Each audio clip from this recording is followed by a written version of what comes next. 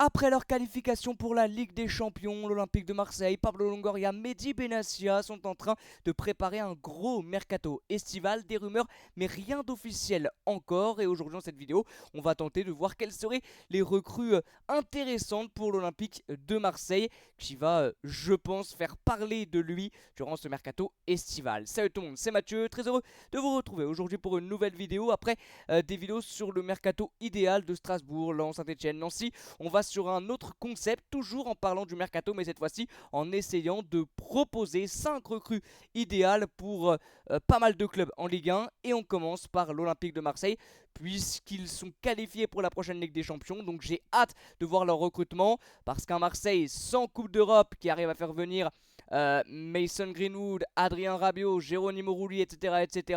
J'ai hâte de voir ce que ça va être avec une équipe qui jouera la Ligue des Champions la saison prochaine. Alors déjà, pour commencer, quels sont les postes à renforcer du côté de l'Olympique de Marseille? Ça, c'est la première des choses. N'hésitez pas tout de suite dans l'espace commentaire à me dire si vous êtes d'accord avec ça. C'est que des propositions, bien évidemment. Mais pour moi, c'est les postes où il faut vraiment renforcer cette année. Alors, juste avant de commencer, les 5 recrues que je propose, bien évidemment, ça paraît impossible que les 5 aillent à l'OM. Même peut-être qu'il y en aura 0 des 5 qui iront à l'OM. Il y en a, je crois, 2 sur les 5. C'est des rumeurs. C'est dans un petit papier des Marseillais.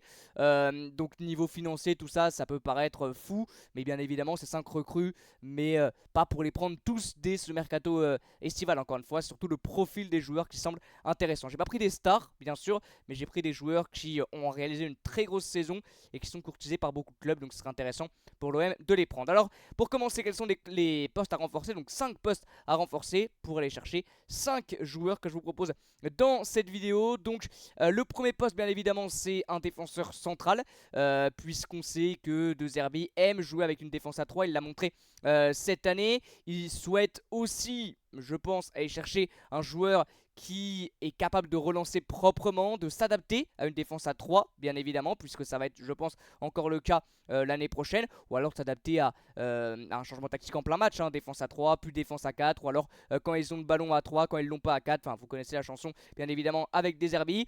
En ce moment, il y a bien sûr Balerdi, qui je pense jouera et sera peut-être le capitaine encore de l'Olympique de Marseille l'année prochaine. Il y a Luis Felipe, mais je crois qu'il part déjà d'une résiliation de contrat. Il n'a pas beaucoup joué. Après, rien n'est fait. Ce serait intéressant de le garder, mais je crois que c'est pas dans les papiers de l'OM de le garder, puisqu'il est souvent gêné par des blessures. Donc j'ai cru lire que ça serait déjà fini pour Luis Felipe. Ensuite, il y a Cornelius. Il a utilisé Ulysse Garcia. Il a utilisé aussi Kondombia. Il a utilisé Murillo en défense centrale. Mais à part Balerdi, il n'y a pas de valeur sûre pour moi dans cette défense centrale marseillaise. Alors, Ulysse Garcia et Murillo ont vraiment fait le job, mais Kondombia c'est un peu friable. Puis c'est peut-être mieux utilisé au milieu de terrain. Enfin bref. Donc, un vrai défenseur central. Voilà, c'est la première des choses. Ensuite, un latéral droit, bien évidemment, puisque Paul Lirola, je crois, va partir. Il faut chercher un latéral droit fiable qui est capable de jouer dans une défense à droite. Donc, dans une défense à 3, pardon, donc un piston, un joueur assez offensif, mais qui est bon dans les deux secteurs offensif-défensif. Un latéral gauche, puisque je trouve que Merlin, alors, il sait sortir des gros matchs, mais peut-être sur le banc. En plus, on parle d'un départ, je crois. Donc pour moi, pour la Ligue des Champions, c'est trop faible, Quentin Merlin. Et puis Ulysse Garcia, pareil, pour de la LDC. Bon, bref, donc un latéral gauche titulaire, un latéral droit titulaire. Un ailier aussi. Pour moi, il faut aller chercher un ailier gauche, un ailier percutant au niveau du profil, capable de déséquilibrer les défenses adverses. Et puis notamment apporter de la profondeur et de la créativité sur le flanc gauche, le flanc droit. Un joueur assez polyvalent. Et apporter surtout de la folie. Voilà, c'est ça que j'aimerais mettre en avant sur ce profil et sur ce poste, et un avant-centre pour être la doublure d'Amin Gouiri. Voilà, pour moi, l'Olympique de Marseille n'a pas réellement de doublure d'Amin Gouiri. Nil Mopé, je crois, est prêté et va repartir. Je crois qu'il est prêté par Brighton, si je dis pas de bêtises. Je crois, hein, si je dis pas de bêtises, n'est pas à me dire. Mais au son, il n'y a pas de doublure à Amin Gouiri. Fares Mumbagna, il s'est blessé. Est-ce que c'est assez costaud pour être doublure d'Amin Gouiri dans une équipe qui va jouer avec des champions? Je ne pense pas. Il y a Greenwood, mais il est plus utilisé, bien sûr, en tant qu'ailier, en tant que joueur de déséquilibre. Donc je vais aller chercher aussi, je vous proposais en tout cas un 9, mais c'est pas un, je crois que c'est pas un vrai 9. Ouais, il peut jouer aussi sur les côtés, il peut s'adapter. Bref, le premier que je vous présente, c'est donc le défenseur central. J'ai pas été chercher très bien loin, j'ai été en Ligue 1, lui il est dans les petits papiers. Lui on en parle bien évidemment du côté de l'OM, et ça serait tellement intelligent d'aller le chercher, mais ça me paraît compliqué puisqu'il est courtisé par de gros clubs, notamment d'Atlético de Madrid, et c'est monsieur Facundo Medina. Pourquoi? Puisqu'il connaît par cœur, bien sûr, la Ligue 1. C'est un joueur qui aura la grinta marseillaise, voilà, cette folie. C'est un joueur de caractère, hein, bien sûr. Et dans un vélodrome en feu, c'est le genre de joueur qui peut te faire soulever les foules, hein, réellement. Il l'a déjà montré plusieurs fois avec le Racing Club de Lens. Et puis une défense aux côtés de Balerdi, 100% argentine. La complémentarité pourrait être, je pense, assez rapidement réglée. Et puis, on l'a dit tout à l'heure, Facundo Medina est un joueur capable de casser les lignes, balle au pied ou par la passe. Donc ça, on le sait, De Zerbi, il aime bien ce genre de joueur. Donc ça serait quand même pas mal d'aller chercher un joueur à ce profil-là. Et Facundo Medina est parfait. Et puis encore une fois, il connaît par cœur la Ligue 1. Il serait pas très très cher. Enfin, très très cher. Si, 20-25 millions, ça commence à être quand même assez élevé. Peut-être même plus cher, autour de 30 millions, je sais pas trop. Sa valeur marchande, je crois, c'est 20 millions. Donc, bon, ça sera une valeur assez élevée, mais j'ai envie de dire, c'est normal. Il faut ce qu'il faut. Facundo Medina a réalisé des saisons folles avec le Racing Club de Lens. Maintenant, il y a Atlético de Madrid qui est sur lui. Il y a beaucoup de clubs. Ça me paraît compliqué. Il est dans les papiers de l'OM. Ce serait tellement intelligent parce que c'est vraiment pour moi le profil de joueur qui ferait tellement de bien à l'Olympique de Marseille. Puis il est bon, il est solide. C'est un défenseur très solide en plus de ça. 29 matchs cette année, bon une passe D, ça, niveau stat pour un défenseur central on s'en fout. Mais c'est un défenseur très très solide, un des meilleurs de Ligue 1. S'il pouvait rester dans notre championnat, ça nous ferait vraiment du bien, hein, en tant que suiveur de Ligue 1. Et puis il a déjà joué la Ligue des Champions avec le Racing Club de Lens. Pour moi, ça serait parfait. En tout cas, encore une fois, le profil du joueur colle tellement bien avec l'ADN de l'Olympique de Marseille. Ensuite, au niveau du latéral droit, je vais aller chercher un joueur qui cette fois-ci ne joue pas en France, mais qui joue du côté de la Liga. Et je vais chercher Andrei Radchuk, qui a réalisé une énorme saison avec le Rayo Vallecano, auteur de 35 matchs, 2 buts, 3 passes décisifs. Le Rayo Vallecano est qualifié pour la Conference League grâce à des grosses individualités, notamment grâce à une énorme saison d'Andrei Radchuk. 29 matchs avec la Roumanie, donc joueur assez expérimenté, passé par Huesca, Villarreal. Il peut jouer en tant que piston, donc on l'a dit tout à l'heure, ça serait bien pour l'OM d'aller chercher un latéral qui est capable de se projeter, un latéral qui est bon dans les deux secteurs offensif-défensif, un piston. C'est le cas pour Radchuk qui a été très régulier cette année, notre moyenne de 7,15, donc très très régulier. De Zerbi aime bien les latéraux pistons très actifs, capables de proposer des appels en profondeur, d'élargir le jeu, de créer des surnombres offensifs. C'est le cas de Radchuk. Il est capable de jouer dans une défense à 4, dans une défense à 3, donc parfait encore une fois pour l'adaptation avec De Zerbi. Il a une très très bonne qualité technique, techniquement balle au pied c'est très très costaud, vraiment. Et il a, ce qui est le plus important pour un joueur de déséquilibre, une très bonne qualité de centre. Donc là, ça valerait un peu moins cher que Facundo Medina, entre 12 et 15 millions. Vous l'avez vu, il a fait une grosse saison. Il a été titulaire indiscutable avec le Rayo. Il a été vraiment bon. Et lui aussi, il est sollicité par plusieurs clubs. Il a fait un bon Euro, je crois, Andrei Radchuk. Et très très bon joueur expérimenté. Alors, il n'a pas joué avec des champions. Je crois qu'il n'a jamais joué de sa carrière. Mais ça ne change pas qu'il a quand même joué des matchs importants avec la Roumanie. Qu'il a joué des matchs importants cette année avec le Rayo. Qu'il a qualifié, bon, pas à lui tout seul, mais il fait partie d'une équipe qui s'est qualifiée pour la Conference League. Donc très solide Radchuk, et c'est un joli profil aussi pour l'OM. Ensuite, en tant que latéral gauche, je vais chercher... j'adore ce joueur, j'adore ce profil surtout encore une fois. Je vais chercher le Belge, le petit Maxime De Kuyper, qui joue du côté du Club Bruges. Grosse saison aussi de la part de Kuyper, piston gauche. Encore une fois, offensif, voilà, qui peut jouer dans une défense à 4 et dans une défense à 3. Technique, physique, très bon aussi tactiquement. Donc voilà, c'est encore une fois le genre de joueur que l'Olympique de Marseille a besoin. En tout cas, il ferait vraiment du bien à une équipe comme l'OM. Très bon aussi sur les coups de pied arrêtés. Et il est très polyvalent, il peut jouer défenseur droit, défenseur gauche, milieu droit, milieu gauche, défenseur central, au milieu de terrain, ailier gauche, ailier droit. Enfin, vraiment, il peut jouer partout.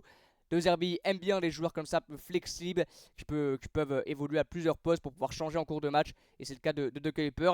Il a été titulaire indiscutable cette année avec le Club Bruges. Donc ça serait entre 16 et 20 millions, encore une fois, ce serait assez cher. Bien évidemment, les joueurs que je propose, l'OM ne pourra pas tous les acheter, hein, bien sûr. C'est juste des profils, encore une fois, intéressants. Donc il est quand même auteur de 37 matchs, 3 buts, 6 passes décisives.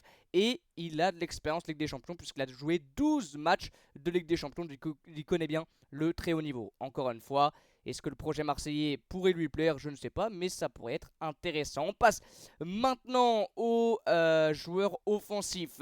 à l'ailier gauche de l'Olympique de Marseille. Lui aussi, il a un petit papier et ça ferait tellement de bien d'aller chercher Armand Lorienté. Alors vous allez me dire, il sort d'une saison incroyable certes, mais en série B. Oui, en série B, mais c'est lui, presque à lui tout seul, qui fait monter sa solo de la série B à la série A. Saison absolument exceptionnelle de l'ancien joueur du FC Lorient, Armand Lorienté. On va voir juste après ses stats, mais c'est fou.